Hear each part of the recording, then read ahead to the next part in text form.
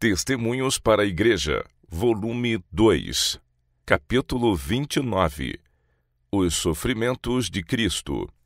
Para avaliar plenamente o valor da salvação, é preciso compreender o que ela custa. Em consequência das ideias limitadas acerca dos sofrimentos de Cristo, muitos dão pouco valor à grande obra de expiação.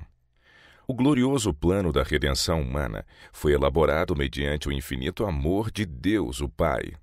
Neste plano divino, vê-se a mais maravilhosa manifestação de amor de Deus para com a raça caída. Um amor tal como o que se revela no dom do amado Filho de Deus causou admiração aos santos anjos. Deus amou o mundo de tal maneira que deu seu Filho unigênito, para que todo aquele que nele crer não pereça, mas tenha a vida eterna. João 3,16. Este Salvador era o esplendor da glória de seu Pai e a expressa imagem de sua pessoa. Possuía majestade divina, perfeição e excelência. Era igual a Deus. Foi do agrado do Pai que toda a plenitude nele habitasse. Colossenses 1,19. Que, sendo em forma de Deus, não teve por usurpação ser igual a Deus, mas aniquilou-se a si mesmo, tomando a forma de servo, fazendo-se semelhante aos homens, e achando na forma de homem, humilhou-se, sendo obediente até a morte, e morte de cruz. Filipenses 2, de 6-8. Cristo consentiu em morrer no lugar do pecador para que este, por uma vida de obediência, pudesse escapar da pena da lei de Deus. Sua morte não anulou a lei, não aboliu a lei, nem lhe diminuiu as santas reivindicações, nem tirou qualquer coisa de sua sagrada dignidade.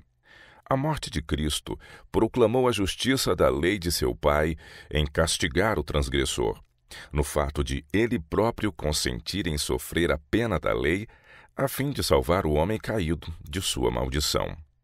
A morte do amado Filho de Deus na cruz mostra a imutabilidade da lei de Deus. Sua morte engrandece a lei e a torna gloriosa, dando ao homem prova de seu imutável caráter.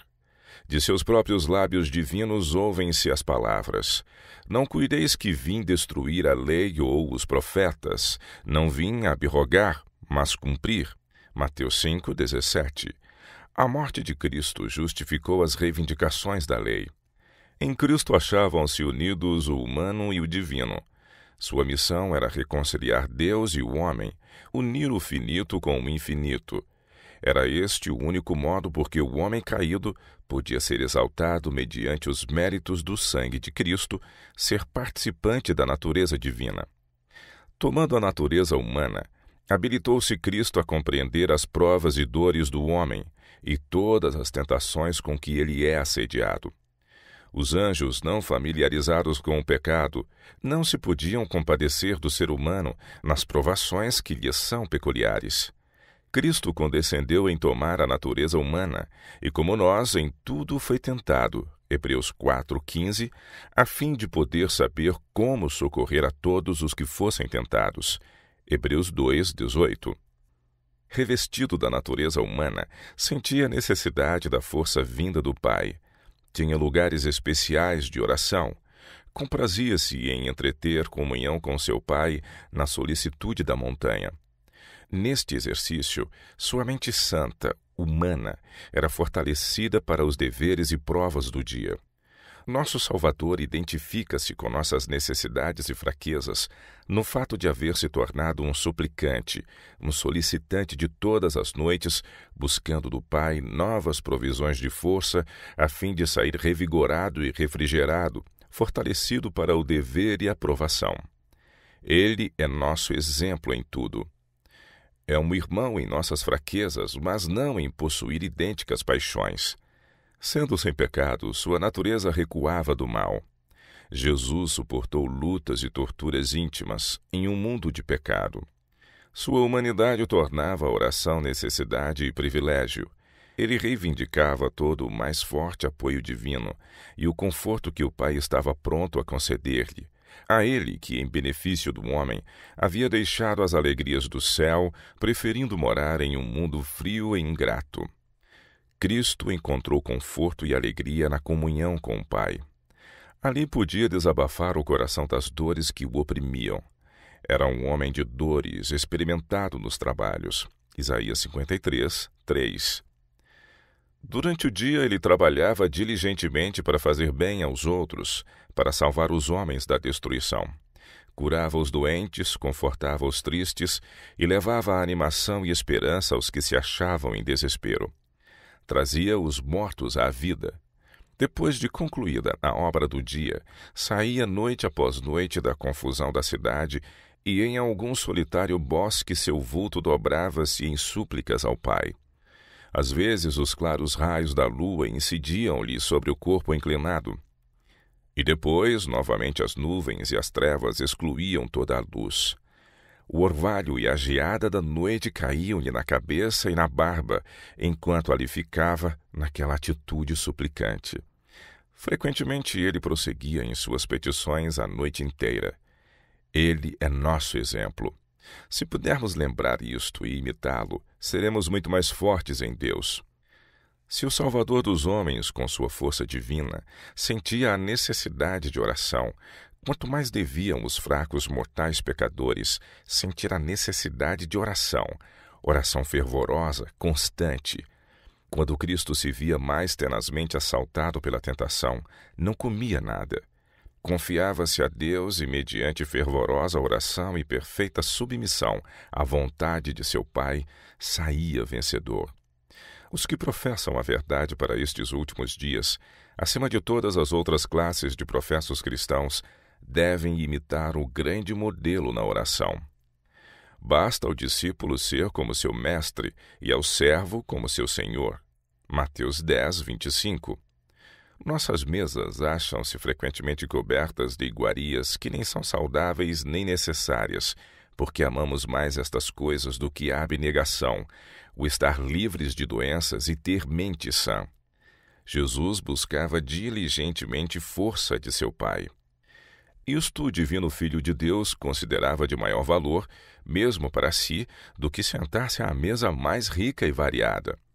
Ele nos deu provas de que a oração é essencial a fim de receber forças para lutar contra os poderes das trevas e realizar a obra que nos foi designada.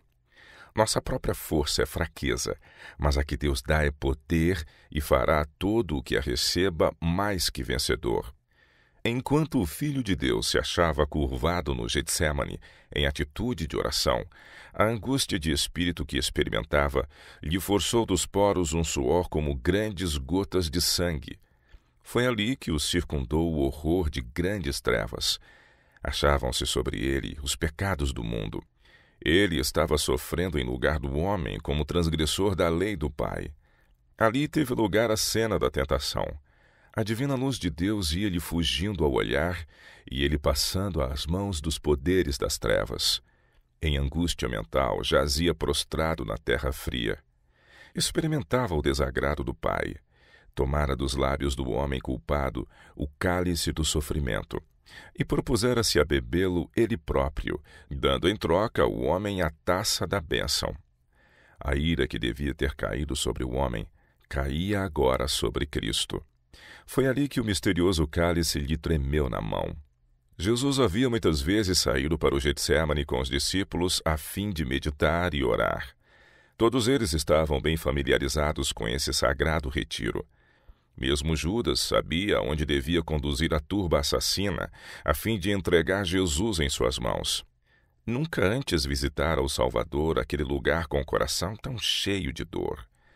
Não era do sofrimento físico que o Filho de Deus recuava e que lhe arrancou dos lábios, na presença dos discípulos, essas tristes palavras: "A minha alma está cheia de tristeza até a morte. Ficai aqui", disse ele, "e velai comigo." Mateus 26, 38. Deixando os discípulos ao alcance da voz, ele foi a pequena distância deles e prostrou-se sobre o seu rosto e orou. Seu coração estava angustiado e rogou: "Meu Pai, se é possível, passe de mim este cálice. Todavia não seja como eu quero, mas como tu queres." Mateus 26, 39. Os pecados de um mundo perdido estavam sobre ele, esmagando-o. Foi o senso do desagrado do pai, em consequência do pecado, que lhe dilacerou o coração com tão penetrante agonia e forçou-lhe da fronte grandes gotas de sangue que, rolando pela face pálida, caíram em terra, umedecendo o solo. Erguendo-se da posição prostrada em que se achava, foi ter com os discípulos e achou-os adormecidos. Disse a Pedro: então, nem uma hora pudesse velar comigo? Vigiai e orai, para que não entreis em tentação. Na verdade, o espírito está pronto, mas a carne é fraca. Mateus 26, 40 e 41. No momento mais importante, o momento em que Jesus lhes pedira especialmente que vigiassem com ele, os discípulos foram encontrados adormecidos. Ele sabia que os esperavam os mais rudes conflitos e terríveis tentações. Levara-os consigo para que lhe fossem um auxílio e para que os acontecimentos que testemunhassem naquela noite e as lições das instruções que haviam de receber lhes ficassem indelevelmente gravadas na memória. Isto era necessário para que sua fé não desfalecesse, mas que fosse fortalecida para a prova que se achava justamente diante deles. Em vez de vigiarem com Cristo, porém, ficaram carregados de tristeza e adormeceram. Mesmo o ardoroso Pedro, que havia poucas horas apenas, declarara que havia de sofrer e, se preciso, morrer por seu Senhor, estava adormecido. No momento mais crítico, quando o Filho de Deus necessitava de sua simpatia e fervorosas orações, foram achados dormindo. Muito perderam eles por dormirem assim. Nosso Salvador pretendia fortalecê-los para a rigorosa prova de sua fé, a que seriam em breve sujeitos. Caso eles houvessem passado aquele triste período, vigiando com o querido Salvador e orando a Deus, Pedro não teria sido deixado às suas próprias e frágeis forças para negar a seu Senhor no momento da provação. O Filho de Deus foi pela segunda vez e orou, dizendo: Pai meu, se este cálice não pode passar de mim sem eu beber, faça-se a tua vontade. Mateus 26, 42. E foi novamente ter com os discípulos e encontrou-os adormecidos. Tinham os olhos pesados. Esses discípulos adormecidos representam a igreja a dormir ao aproximar-se o dia do juízo de Deus. É um tempo de nuvens e espessa escuridão. Quando achar-se dormindo, é por demais perigoso. Jesus deixou-nos esta advertência: Vigiai, pois, porque não sabeis quando virá o Senhor da casa, se à tarde, se à meia-noite, se ao cantar do galo, se pela manhã, para que vindo de improviso não vos ache dormindo. Marcos 13, 35 e 36. Requer-se da Igreja de Deus que faça sua vigília noturna, seja ela perigosa, longa ou breve. A tristeza não é desculpa para que ela seja menos vigilante. A tribulação não deve levar à negligência, mas à dobrada vigilância. Cristo dirigiu a igreja pelo próprio exemplo, à fonte de sua força em tempos de necessidade, aflição e perigo. A atitude de vigilância deve caracterizar a igreja como o verdadeiro povo de Deus. Por este sinal, os que se acham à espera se distinguem do mundo e mostram ser peregrinos e estrangeiros na terra. Novamente, o Salvador afastou-se com tristeza dos discípulos adormecidos e orou pela terceira vez, dizendo as mesmas palavras. Volveu então a eles e disse: Dormi agora e repousai. Eis que é chegada a hora, e o Filho do Homem será entregue nas mãos dos pecadores. Mateus 26, 45. Quão cruel da parte dos discípulos permitir que o sono lhes cerrasse os olhos e o cansaço lhes acorrentasse os sentidos, enquanto seu divino Senhor suportava tão indizível angústia mental. Caso eles tivessem vigiado, não haveriam perdido a fé ao verem um Filho de Deus moribundo na cruz. Essa importante vigília noturna haveria sido assinalada por nobres lutas mentais e orações, as quais lhes teriam levado resistência para testemunhar a inexprimível agonia do Filho de Deus. Isto os haveria preparado ao contemplarem seus sofrimentos na cruz para compreender alguma coisa da natureza da opressiva angústia que ele suportou no Getsêmani. E eles teriam podido relembrar as palavras que ele lhes dirigira com referência a seus sofrimentos, morte e ressurreição. E por entre as sombras daquela hora terrível, difícil, alguns raios de esperança lhes haveriam iluminado as trevas e sustentado sua fé. Cristo lhe dissera antes que tais coisas haviam de acontecer. Eles, porém, não o compreendiam. A cena de seus sofrimentos devia ser para os discípulos uma provação ardente, e daí a necessidade de vigilância e oração. A fé deles precisava ser sustida por uma força invisível ao contemplarem a vitória dos poderes das trevas. Não podemos ter senão uma pálida concepção da inexprimível angústia do querido Filho de Deus no Getsémani, ao experimentar ele a separação de seu Pai, em consequência de levar sobre si o pecado do homem. Ele se fez pecado pela humanidade. O senso da retirada do amor de seu Pai arrancou-lhe do espírito angustiado as dolorosas palavras: "A minha alma está cheia de tristeza até a morte. Se é possível, passe de mim este cálice." Em seguida, com inteira submissão à vontade de seu Pai, acrescenta: "Todavia não seja como eu quero, mas como tu queres." Mateus 26, 38 e 39. O divino Filho de Deus estava desfalecente, moribundo. O Pai enviou um mensageiro de sua presença para fortalecer o divino sofredor e ampará-lo para trilhar a sangrenta estrada. Pudessem os mortais ter contemplado o espanto e a dor da multidão angélica, ao testemunhar ela, em silencioso pesar, o Pai afastando seus raios de luz, amor e glória de seu Filho amado, e poderiam melhor compreender quão ofensivo é o pecado aos seus olhos. A espada da justiça devia agora despertar contra seu querido filho. Por um beijo foi ele entregue nas mãos dos inimigos e levado às pressas para a sala de um tribunal terrestre, para ali ser escarnecido e condenado à morte por pecadores mortais. Ali foi o glorioso Filho de Deus ferido pelas nossas transgressões e moído pelas nossas iniquidades. Isaías 53, 5.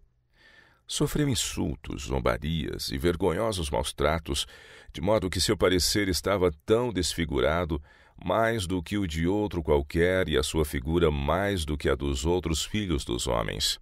Isaías 52, 14. Quem pode compreender o amor aqui manifestado? A multidão angélica contemplou com assombro e dor aquele que fora a majestade do céu e que usara a coroa de glória, usando agora a coroa de espinhos, vítima ensanguentada da ira de uma turba enfurecida, inflamada até a loucura pela ira de Satanás. Contemplem o paciente sofredor. Tem na cabeça a coroa de espinhos. O sangue vital corre-lhe de toda a lacerada veia. Tudo isso em consequência do pecado. Coisa alguma poderia haver induzido Cristo a abandonar a honra e majestade que tinha no céu e vir a um mundo pecador para ser desdenhado, desprezado e rejeitado por aqueles a quem vinha salvar, sofrendo afinal a cruz, senão o amor eterno, redentor, que permanecerá para sempre um mistério. Maravilhe-se, ó céu, e assombre-se, ó terra. Eis o opressor e o oprimido. Vasta multidão circunda o Salvador do mundo. Escárnios e zombarias misturam-se com as vulgares imprecações de blasfêmias. Seu humilde nascimento e vida são comentados por insensíveis vilões. Sua declaração de ser o Filho de Deus é ridicularizada pelos principais sacerdotes e anciãos, e gracejos vulgares e insultosa zombaria passam de boca em boca. Satanás estava exercendo inteiro controle na mente de seus servos. Para fazê-lo eficazmente, começa com o sumo sacerdote e os anciãos, inspirando-lhes o delírio religioso. São atuados pelo mesmo espírito satânico que move os mais vis e endurecidos pecadores. Há nos sentimentos de todos uma corrupta harmonia, desde os sacerdotes e anciãos hipócritas até os mais baixos. Cristo, o precioso Filho de Deus, foi levado para diante e a cruz colocada nos seus ombros. A cada passo lhe gotejava o sangue dos ferimentos. Comprimido por imensa multidão de cruéis inimigos e insensíveis espectadores, ele é conduzido à crucifixão. Ele foi oprimido, mas não abriu a sua boca. Como um cordeiro foi levado ao matadouro, e como a ovelha muda perante os seus tosqueadores, ele não abriu a sua boca. Isaías 53, 7. Seus contristados discípulos o seguiram à distância, atrás da turba homicida. Ele é pregado à cruz e pende suspenso entre o céu e a terra. O coração deles irrompe em agonia ao verem seu amado mestre sofrendo como um criminoso. Próximo à cruz acham-se os cegos, fanáticos e pérfidos sacerdotes e anciãos, insultando, zombando e escarnecendo. Tu, que destróis o templo e em 3 dias o reedificas, salva-te a ti mesmo, se és o Filho de Deus, desce da cruz. E da mesma maneira também os príncipes dos sacerdotes com os escribas e anciãos e fariseus, escarnecendo, diziam: salvou os outros, e a si mesmo não pode salvar-se. Se é o rei de Israel, desça agora da cruz e creremos nele. Confiou em Deus, livre-o agora se o ama, porque disse: sou filho de Deus. Mateus 27, 40 a 43. Nenhuma palavra respondeu Jesus a tudo isto. Enquanto os pregos lhe estavam sendo enterrados nas mãos e as gotas do suor da agonia lhe porejavam, dos lábios pálidos e trementes do inocente sofredor, soltou-se uma oração de amor perdoador em benefício de seus assassinos. Pai, perdoa-lhes, porque não sabem o que fazem. Lucas 23, 34. Todo o céu atentava com profundo interesse para a cena. O glorioso Redentor de um mundo perdido sofria a pena da transgressão do homem contra a lei do Pai. Ele estava prestes a redimir seu povo com o próprio sangue. Estava pagando as justas reivindicações da santa lei de Deus. Era o meio pelo qual se poria, enfim, termo ao pecado e a Satanás, e seu exército seria vencido. Oh, já houve acaso sofrimento e dor, iguais àqueles que foram suportados pelo moribundo Salvador. Foi o senso do desagrado do Pai que lhe tornou o cálice tão amargo. Não foi o sofrimento físico que pôs tão rápido fim à vida de Cristo na cruz. Foi o peso esmagador dos pecados do mundo e o senso da ira de seu Pai. A glória do Pai, sua mantenedora presença, haviam-no abandonado, e o desespero pressionava sobre ele seu peso esmagador de trevas, arrancando-lhe dos pálidos e tremos lábios o angustioso grito: Deus meu, por que me desamparaste? Mateus 27, 46. Jesus unira-se ao Pai na criação do mundo. Por entre os angustiosos sofrimentos do Filho de Deus, unicamente os homens cegos e iludidos permaneciam insensíveis. Os príncipes dos sacerdotes e os anciãos ofendiam o querido Filho de Deus em suas ânsias de morte. Todavia, a natureza inanimada geme em simpatia com seu ensanguentado e moribundo autor. A terra treme. O sol recusa-se a contemplar a cena. O céu se enegrece. Os anjos assistiram à cena de sofrimento até que não mais puderam contemplá-la e ocultaram o rosto do horrendo espetáculo. Cristo está morrendo. Está como sem esperança. É retirado o sorriso aprovador do Pai e aos anjos não é permitido aclarar as sombras da hora terrível. Não podiam senão olhar em assombro a seu amado comandante, a majestade do céu, a sofrer o castigo da transgressão do homem à lei do Pai. Até mesmo dúvidas assaltaram o agonizante Filho de Deus. Ele não podia enxergar para além dos portais do sepulcro. Não havia uma luminosa esperança a apresentar-lhe sua saída vitoriosa do túmulo e a aceitação do sacrifício que fazia por parte de seu Pai. O pecado do mundo, com toda a sua terribilidade, foi sentido até ao máximo pelo Filho de Deus. A aversão do Pai pelo pecado e a pena deste, que é a morte, era tudo quanto ele podia divisar através destas espantosas trevas. Foi tentado a temer que o pecado fosse tão ofensivo aos olhos de seu pai, que ele não se pudesse reconciliar com o filho. A terrível tentação de que seu pai o houvesse abandonado para sempre deu lugar àquele penetrante brado desprendido da cruz: Deus meu, por que me desamparaste? Mateus 27, 46. Cristo sentiu muito semelhantemente ao que os pecadores hão de sentir quando os cálices da ira de Deus forem derramados sobre eles. Terrível desespero, como um manto, adensar-se-á em torno de seu espírito culpado, e então hão de avaliar na plenitude de sua extensão a malignidade do pecado. A salvação lhes foi comprada pelo sofrimento e morte do Filho de Deus. Ela lhes pertenceria caso a aceitassem voluntária e alegremente. Ninguém, todavia, é obrigado a prestar obediência à lei de Deus. Se eles recusam o benefício celeste e preferem os prazeres e engano do pecado, têm sua escolha e ao fim recebem o salário que lhes pertence, que é a ira de Deus e a morte eterna. Ficarão para sempre separados da presença de Deus, cujo sacrifício desprezaram. Terão perdido uma existência de felicidade e sacrificado a glória eterna pelos prazeres do pecado por um pouco de tempo. A fé e a esperança vacilavam nas agonias de Cristo moribundo, pois Deus retirara a certeza que até então concedera a seu amado Filho de sua aprovação e aceitação. O Redentor do mundo apoiou-se então nas provas que até aí o haviam fortalecido, de que o Pai aceitava seus esforços e estava satisfeito com sua obra. Na agonia da morte, ao depor ele a preciosa vida, tem de confiar unicamente pela fé naquele a quem obedecer fora sempre sua alegria. Não o animam claros, luminosos raios de esperança à direita ou à esquerda. Tudo se acha envolto em opressiva escuridão. Em meio das pavorosas trevas experimentadas pela compassiva natureza, bebe o Redentor o misterioso cálice até as fezes.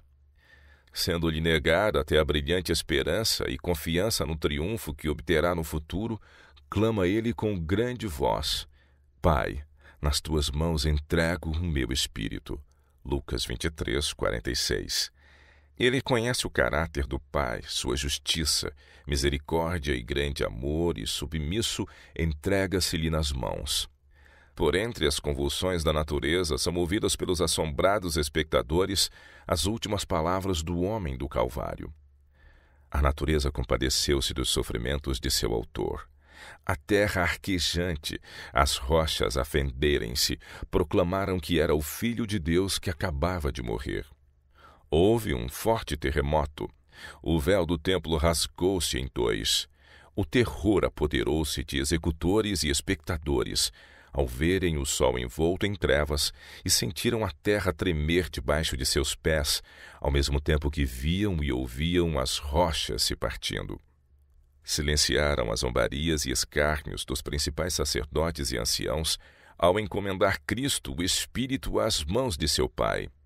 Pasma, a turba começou a retirar-se, tateando o caminho através das trevas rumo à cidade. Batiam no peito enquanto caminhavam e, com terror, mal ousando falar senão num murmúrio, diziam entre si: foi um inocente que foi morto. E se ele era em verdade, como afirmava, o Filho de Deus? Jesus não depôs a vida enquanto não terminou a obra que viera fazer, e exclamou com seu último suspiro: está consumado. João 19, 30. Satanás estava tão derrotado. Sabia estar perdido o seu reino. Os anjos regozijaram-se ao serem proferidas as palavras: está consumado. O grande plano da redenção, dependente da morte de Cristo, fora até ali executado. E houve alegria no céu para que os filhos de Adão pudessem, mediante uma vida de obediência, ser afinal exaltados ao trono de Deus. Oh, que amor! Que assombroso amor que trouxe o Filho de Deus à terra para ser feito pecado por nós, a fim de podermos ser reconciliados com Deus e elevados a uma existência com Ele em suas mansões de glória. Oh, que é o homem para que se pagasse um tão alto preço por sua redenção! quando os homens e mulheres puderem compreender mais plenamente a magnitude do grande sacrifício feito pela majestade do céu em morrer em lugar do homem, então será magnificado o plano da salvação, e as reflexões sobre o Calvário despertarão ternas, sagradas e vivas emoções no espírito cristão. Terão no coração e nos lábios louvores a Deus e ao Cordeiro. Orgulho e egoísmo não podem florescer no coração que guarda vivas na memória as cenas do Calvário. De pouco valor se assemelhará este mundo aos que apreciam o grande preço da redenção humana, o precioso sangue do querido Filho de Deus. Nem toda a riqueza do mundo é suficiente em valor para redimir uma pessoa a perecer. Quem pode medir o amor experimentado por Cristo para com o mundo perdido ao pender ele da cruz, sofrendo pelas culpas dos pecadores? Este amor foi imenso, infinito. Cristo mostrou que seu amor era mais forte do que a morte. Ele estava realizando a salvação do homem, e se bem que sofresse o mais terrível conflito com os poderes das trevas, todavia, em meio a tudo isso, seu amor se tornou mais e mais forte. Suportou ser-lhe oculto o semblante de seu pai, a ponto de ele exclamar em amargura de alma: Deus meu, por que me desamparaste? Mateus 27, 46. Seu braço trouxe salvação. Foi pago o preço para comprar a redenção do homem, quando, no último conflito interior, foram proferidas as benditas palavras que pareceram ressoar através da criação. Está consumado. João 19, 30. Muitos que professam ser cristãos se empolgam com os empreendimentos mundanos, e seu interesse é despertado por novos e agitados divertimentos, ao passo que têm o coração frio e parecem gelados na causa de Deus. Eis um tema, pobres formalistas, de suficiente importância para empolgá-los. Interesses eternos acham-se aí envolvidos. Em se tratando desse assunto, é pecado ser calmo e sem entusiasmo. As cenas do Calvário requerem a mais profunda emoção. A esse respeito, vocês estarão desculpados se manifestarem entusiasmo. Que Cristo, tão excelente, tão inocente, devesse sofrer tão dolorosa morte, suportando o peso dos pecados do mundo, jamais poderão nossos pensamentos e imaginação compreender plenamente. O comprimento, a largura, a altura e a profundidade de tão assombroso amor não podemos sondar. A contemplação das incomparáveis profundidades do amor do Salvador deve encher a mente, tocar e sensibilizar o coração, refinar e enobrecer as afeições, transformando inteiramente todo o caráter. Eis a linguagem do apóstolo. Nada me propus saber entre vós, senão a Jesus Cristo, e este crucificado. 1 Coríntios 2, 2. Também nós devemos olhar para o Calvário e exclamar: mas longe esteja de mim gloriar-me a não ser na cruz de nosso Senhor Jesus Cristo, pela qual o mundo está crucificado para mim e eu para o mundo. Gálatas 6, 14. Considerando a que imenso custo foi comprada nossa salvação, qual será a sorte daqueles que negligenciam uma tão grande salvação? Qual será o castigo dos que professam ser seguidores de Cristo e todavia deixam de curvar-se em humilde obediência às reivindicações de seu Redentor e que não tomam a cruz como humildes discípulos de Cristo, seguindo-o da manjedoura ao Calvário? Quem comigo não ajunta, espalha, diz Cristo. Mateus 12, 30. Alguns têm visão limitada quanto à expiação. Pensam que Cristo sofreu apenas pequena parte da pena da lei de Deus, julgam que, ao passo que a ira de Deus foi experimentada por seu querido Filho, este tinha, através de todos os seus dolorosos sofrimentos, a demonstração do amor de seu Pai e de sua aceitação, que as portas do sepulcro se achavam iluminadas diante dele por vívida esperança e que ele tinha constante evidência de sua futura glória. Eis um grande engano. A mais intensa angústia de Cristo era o senso do desagrado do Pai. Tão penosa foi sua agonia mental por causa disto, que o homem não pode ter senão uma apagada concepção a esse respeito. A história da condescendência, humilhação e sacrifício de nosso Divino Senhor não desperta em muitos nenhum interesse mais profundo, nem comove o coração e afeta a vida mais do que o faz a história da morte dos mártires de Jesus. Muitos sofreram a morte por torturas lentas, outros a sofreram mediante crucifixão. Em que difere destas a morte do querido Filho de Deus? É verdade que ele morreu na cruz, morte por demais cruel. Todavia, outros, por amor dele, sofreram igualmente no tocante à tortura física. Por que então foi o sofrimento de Cristo mais terrível do que o de outras pessoas que deram a vida por amor dele? Consistissem os sofrimentos de Cristo apenas em dores físicas, e sua morte não seria mais dolorosa do que a de alguns dos mártires. O sofrimento físico, porém, não foi senão pequena parte da agonia do amado Filho de Deus. Os pecados do mundo achavam-se sobre ele, bem como o senso da ira de seu Pai enquanto ele padecia o castigo da lei transgredida. Estas coisas é que lhe esmagavam o coração divino. Foi o ocultar-se o semblante do Pai, um senso de que o próprio e amado Pai o havia abandonado, que lhe trouxe desespero. A separação causada pelo pecado entre Deus e o homem foi plenamente avaliada e vivamente sentida pelo inocente e sofredor homem do Calvário. Ele foi oprimido pelos poderes das trevas. Não tinha um único raio de luz a aclarar-lhe o futuro. E estava lutando contra o poder de Satanás, que declarava ter Cristo em suas mãos, que era superior em força ao Filho de Deus, que o Pai estava rejeitando o Filho e que este não estava, mais que ele próprio, no favor de Deus. Se estava ainda no favor de Deus, por que necessitava ele morrer? Deus o podia salvar da morte. Cristo não cedeu no mínimo ao torturante inimigo, nem mesmo em sua mais amarga agonia. Legiões de anjos maus estavam ao redor do Filho de Deus. Todavia não foi ordenado aos santos anjos que rompessem as fileiras e se empenhassem em conflito com um insultante e injurioso inimigo. Os anjos celestes não tiveram permissão de ministrar ao angustiado espírito do Filho de Deus. Foi nessa terrível hora de trevas, oculta a face de seu Pai, legiões de anjos maus a circundá-lo, pesando sobre ele os pecados do mundo, que lhe foram arrancadas dos lábios as palavras: Deus meu, por que me desamparaste? Mateus 27, 46. A morte dos mártires não pode ser comparada com a agonia suportada pelo Filho de Deus.